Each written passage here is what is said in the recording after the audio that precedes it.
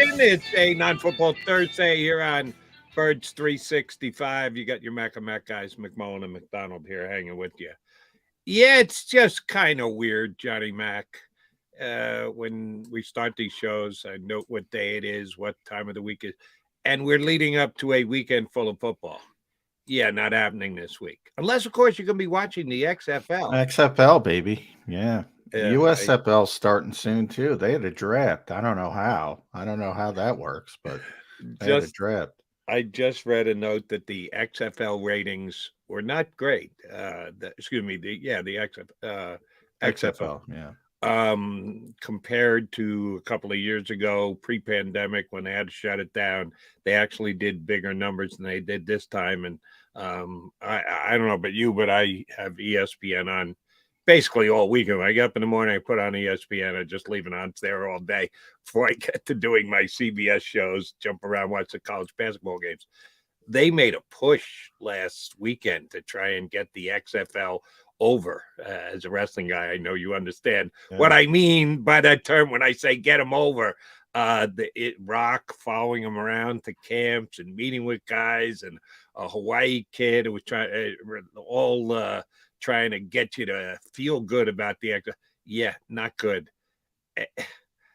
Football's football, and I love football just like everybody else. Are these guys just swimming? Is the small piece of the pie that you can get in spring football really worth doing? The NFL is such a monolith.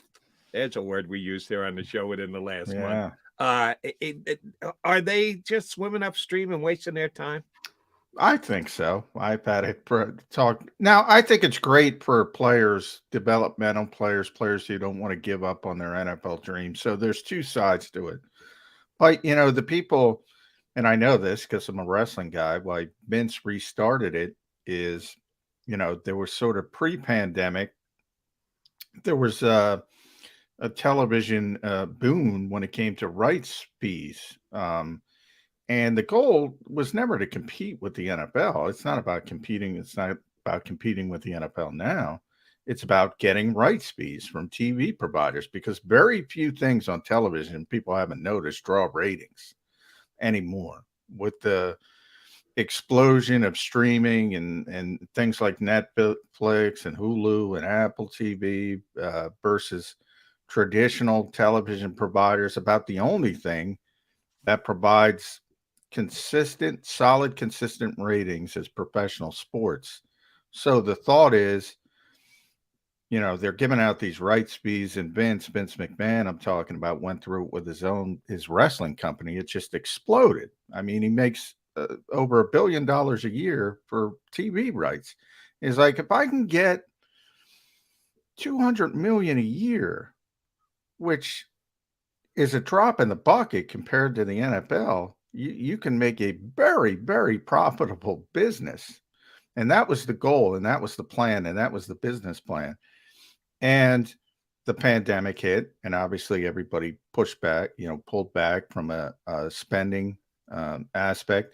Since, now post-pandemic, they're still willing to pay for the brands, and NFL, NBA, Major League Baseball, WWE. They're still willing to pay. And this is my other buddy, Tony Khan, who I know. That was his plan. All right, I'm going to start this thing. I'm going to get rights fees. And that's really where his company is on the precipice, because they're about to negotiate TV deals. Are they going to get a big increase? Are they not? If they don't, they're in deep trouble. So that's sort of what everybody's banking on, and the economy's gotten worse, and people aren't as willing. Now, they'll pay for the NFL, they'll pay for the big brands, but that secondary brand, there's been no evidence that they're willing to pay for that. And the first weekend for the XFL, not a good starting trend. Not dead in the water yet, a little early. And they weren't awful, but they weren't as good as some may have expected, at least the way I looked at it. And yeah, I used to work in TV 35 years ago. Yeah, but it's a lot different ratings. Like ratings today, Jody, from when you're thinking of, or what, except for the NFL, put the NFL aside because they draw ratings no matter what.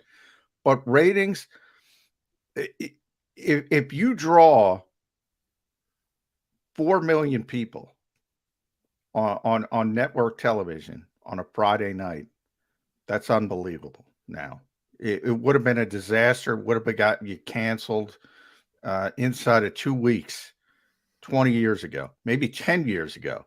Now it's considered a success. So it's a lot different than it used to be. Understood, but that wasn't where I was going. This is just in comparison to 2 years ago, not 25, 30 years ago. I was just saying I used to actually know how people in TV thought and what the game plans were a long, long time ago. And you're right, that has changed drastically, but I was just making the comp from just 2 years ago and the numbers were down. That's not a good sign. You can comp from just 2 years ago. You're right. You can't comp anything to 20 years ago. The world was different. The technology was different. The way we viewed things was very different. But this was just 2 years ago, and they didn't get off to a great start. But anyway, sorry to get off on a tangent on the XFL. John, Eagles football, one of the defensive coordinators they interviewed and met with will not be the DC for the Philadelphia Eagles. Jim Leonhard and the Eagles, at least as per the reporting, mutually decided. Mutually decided. You can believe what you believe. I'm not buying it. Are you buying it? I'm not buying it.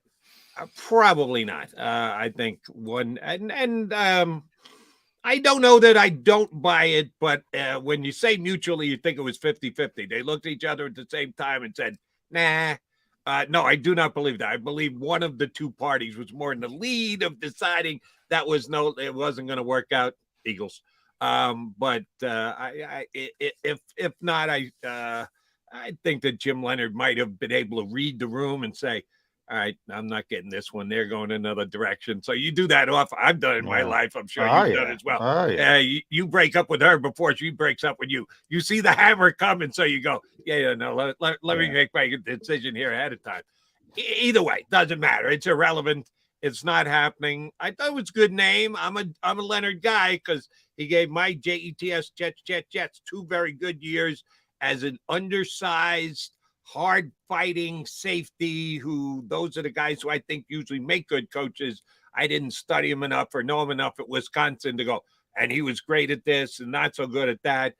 Just know that his numbers were pretty darn good across the board in college football. If he wasn't a fit with the Eagles at this time, doesn't mean he can't get another gig at some point. He was scheduled to have surgery, the type of surgery you could put off and just deal with. Now that he didn't get the Eagle job and was leaning toward having this surgery done on an off year and taking a year off from coaching, but he was intrigued enough by the Eagle job that he said, oh, yeah, I'll go meet with these guys. Didn't pan out, didn't work out. He'll get his surgery. As I said, a Leonhard fan. I hope he gets another gig at some point, but that's just one guy you could cross off the list. I thought he was kind of a rank outsider to get the gig anyway. How about you? Yeah, I never. And now he's replaced by Glenn Schumann, the defensive coordinator at Georgia, who is evidently going to get an interview. So that would be the third college coordinator they've looked at. So it's interesting you bring this up, Jody, because I was texting with a former personnel guy yesterday. I said, what the heck's going on with this search, man? It's wacky. Where are they going with this? They talk one way in front of the cameras. Nick believes in the scheme we talked about that people don't like. He reiterated that at his season-ending press conference. The Eagles are trying to pay Jonathan Gannon head coaching money to stay. What the heck's going on here? This search doesn't align with that. And, he's not involved with the search, so he doesn't know, but he just gave me his thoughts, and I thought, it was pretty interesting. And I talk about it all the time. One, football's the rare industry where innovation trickles up. It doesn't trickle down. In other words, the innovation doesn't come from the pro level. It generally comes from the college level. So picking and honestly, to be honest, it comes from the high school level, then it goes to college, then it goes to the pro level. but picking the minds of the best coordinators from college football makes sense from that perspective. You want to get ahead of the curve. I often talk about the next thing. Vic Fangio, when he got the job in Miami, I don't know if you noticed, Jody, but he said, yeah, he's not happy. Everybody's copying him because he knows people are going to catch up. The more you see it, the more you know it, and it's easier to deal with. So he said he's got to keep evolving. Um, so I think it's good to pick their minds. And then he also said, look at how Nick got hired. You keep interviewing, you keep interviewing, you keep interviewing. And if somebody blows you, blows your mind, blows off the page and says, this is the guy, like Nick says with Jamal Singleton, this is the guy, then go hire the guy. But if not, what can you do with Dennard Wilson? You can say, well, look, we did this extensive search. We talked to everybody. We talked to college coaches. We talked to a former head coach in Vance Joseph. We talked to a former coordinator and Sean Desai, associate head coach, and Dennard Wilson's the best guy. You can spin it that way. So there's really no downside to it. If somebody blows your mind and thrills you, you can hire them. And if not, you can go back to your original plan and say, we talked to everybody in the world, and Dennard Wilson is the best guy. But I went there yesterday, and I apologize. I don't remember what you said. I think when we had done one, I remember what he said either. Here's the only downside, John. The way you put it out there, you're right. You can spin it and make it sound great, except if you're Dennard Wilson. And I know you just got the gig, so you can only be so put off. But if I'm Dennard Wilson, I go, wait a minute, you had to talk to 17 other guys before hiring me?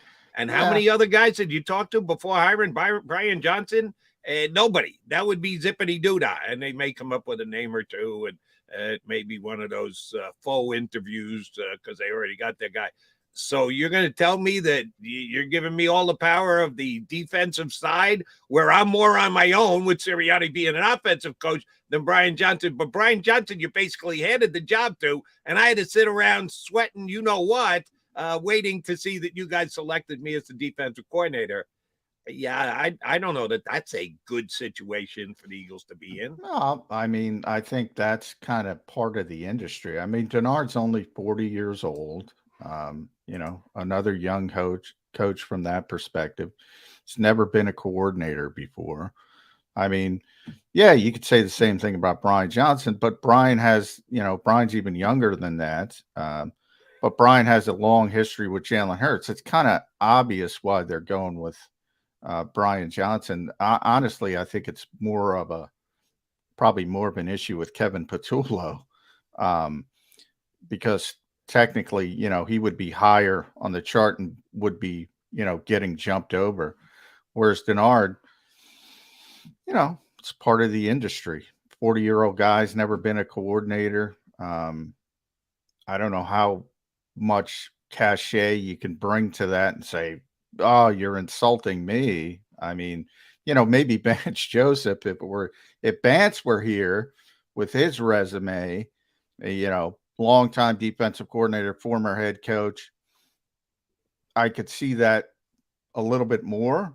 But in Dennard's case, yeah, I mean, there's not a lot of power there, not a lot of cachet. Well, he's not going to do anything. I'm just worried about his own thought process. If he comes in questioning himself rather than just, hey, I'm now the man, they're going to give him the job, and they're going to say all the right things, but the way that the two new coordinator roles have been filled aren't really comparable. So if you tell me it's not going to be an issue because he's just going to be excited enough and happy enough to get the gig, all right, fine. I hope you're right. But I would feel a little bit differently if I were in his shoes.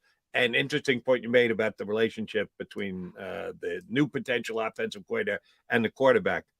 If you are Dennard Wilson, who are you sidling up next to on the Eagle defense? Who's the guy you want to become inseparable with? If that's a good way to get a gig or keep a gig, is have this outstanding relationship with one of your star players, nobody better than the quarterback, and good on the offensive coordinator because he's in a good position. Who would you tie your wagon to if you were the Eagles' new defensive coordinators if they hire. Kind of depends on who's back, right? I mean, normally it would be, obviously you're not going to have anybody with that sort of gravitas as the quarterback. The quarterback of the defense is TJ Edwards. We don't even know if he's going to be back, but he's not that kind of superstar that Jalen has turned into. He's going to make $50 million. So it would be the veteran guys. Is Brandon going to be back? I think he's going to be back, but we got to see. Is Fletcher going to be back? I would lean less. I'm less than 50% on Fletcher. I'm looking at a younger guy, veteran. If they're thinking about retiring, but if those guys are back, Jody, if those guys are back, they're leading the locker room. It might be for a year, but that's all you need for a year, and then you go to the next guy. Who else would you take? Hassan Reddick's the best player, but he's not that guy in the locker room. He's a great guy, but if Fletcher and Brandon are the Jason Kelce's of the defense. I'll give you the guy. And Slay? I know he hasn't done anything yet, but how big a fan I am. Nakobe Dean is going to be that guy. He's going to be starting next year. He's stepping in. With 2 years from now, they're going to have to redo his contract. And because I'm trying to comp it to where the situation where Jalen Hurts is. And I know quarterback's quarterback and an MVP candidate. I'm not telling you that in 2 years, Nakobe Dean's going to be the defensive player of the year in the NFL. But a young guy who they're going to want to keep around, who it might be helpful because he has a great relationship with the coach. He's that guy for the Eagles. Yeah, you and I are going to agree to disagree on that one. First of all, the position. I mean, the Eagles don't give a hoot about the position. And we'll see how much they care this year with TJ, because TJ's an unrestricted free agent. I think somebody's going to want to pay him, and we're going to see what the Eagles do.